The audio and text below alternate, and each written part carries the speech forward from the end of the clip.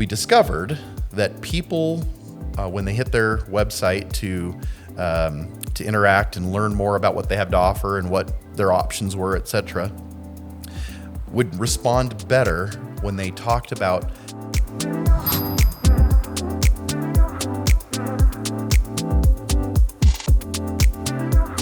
one of the things that I know business owners are all over and really interested in is really how to work smarter, not just harder. Everybody's working hard on social media or paid advertising or using influencers or working with the search engines or email. But have you, over the 14 years that you've been working hard in this industry, have you run into some strategies to help, or that you'd recommend to help business owners work smarter in their digital marketing, just not just harder? Absolutely. So what are your thoughts? Absolutely. Absolutely. There are things that you try, and I wouldn't say that it's because we're like, oh, well, here, let's just throw this at it and see what happens. It's not that kind of mindset. It's more along the lines of, here's kind of like a segmented piece of what it is we want to accomplish. Let's see what we can do to focus on that segmented piece and see what happens. And then if it works, then that's a recipe that you can sort of duplicate and try again and modify and maybe do a little better the next time. And it seems like that's what you do a lot in digital marketing is modify what you know that's working and figure out how to do it better the next time. That's awesome. That's awesome. So one of the questions that I know oftentimes comes up is business owners want their marketing to be multidimensional, meaning they do one thing, but it can be used in multiple different ways. Any examples or experiences that come to mind that might help give us a tangible example of how to do that? You know, I've got, I think I have a brief story about a client that we had in California. They're a blind and shutter installer. Okay. And I do want to preference any of this with something really important. Sometimes clients or companies already have an idea of what they want to do. And sometimes that's correct.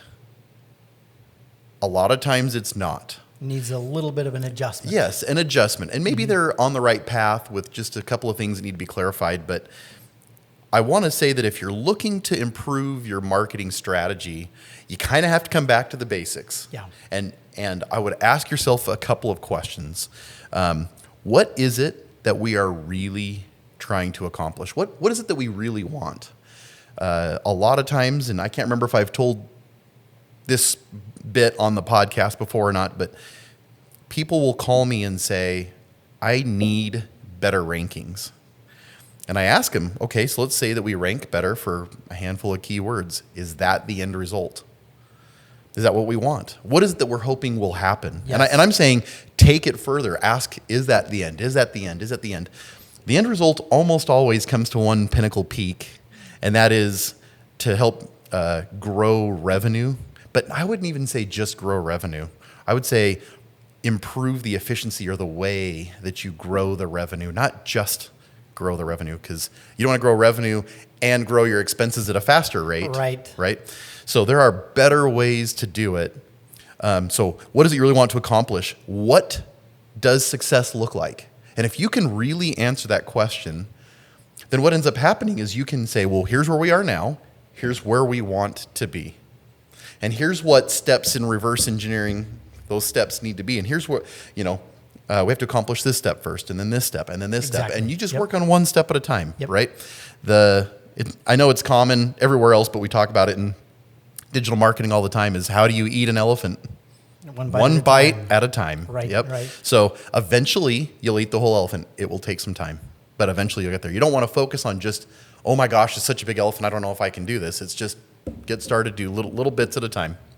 So you're talking about this California company. Correct. What were your thoughts there? So with this local blind and shutter installer, they really have a desire to increase their brand awareness in their local market. And ultimately, they don't do a lot of services, but they will sell their blinds and shutters, and then they will install them. And they guarantee their install, but there's a whole bunch of companies that do that. It's a pretty competitive market. Sure. I would say that the area they're in California, there are a whole bunch of towns, and they say they've got a 50 to 75 mile radius for their primary installations. I'm sure if somebody 200 miles away had a big enough order, I'm sure they'd make the trip. But we discovered that they had come from another agency, and they were making some marginal increases, but really not very fast.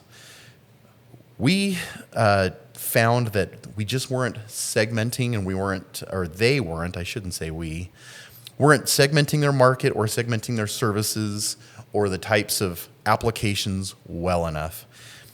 We discovered that people, when they hit their website to interact and learn more about what they have to offer and what their options were, etc., would respond better when they talked about the specifics of their little town. And they even took it a step further. They helped us to say, in these little towns, here are typical styles of either some blinds or some shutters that would go here. I don't know. I'm not a fashion person. Right. You can tell. But they knew that. But they knew that certain neighborhoods. Recommendations for certain neighborhoods and certain cities. Yep. Hey, in this neighborhood, we know that we've sold lots of these kinds of blinds. Here's the general look and feel. They had a designer working in their company.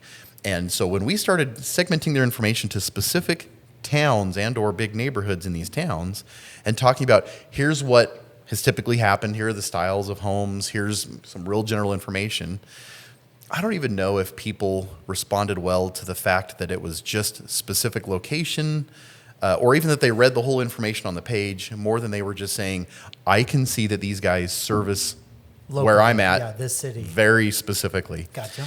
And as we started creating specifics about the services, specifics about the products and the installation, it worked out really well. And so going from a general strategy to being more focused on specific locations and styles, etc., dramatically increased, without increasing their traffic, dramatically increased their conversion rate. And we found their conversion rate after we'd built out, say, 14 or so, if I remember right, of these location and service pages for them, that their conversion rate went up by 400%. And then we were able to make better use, because they were not only running SEO campaign with us, but also a pay-per-click campaign through Google Ads, that their you cost... use those same pages. We used the same pages SEO for as both. well as PPC. Yep, we did.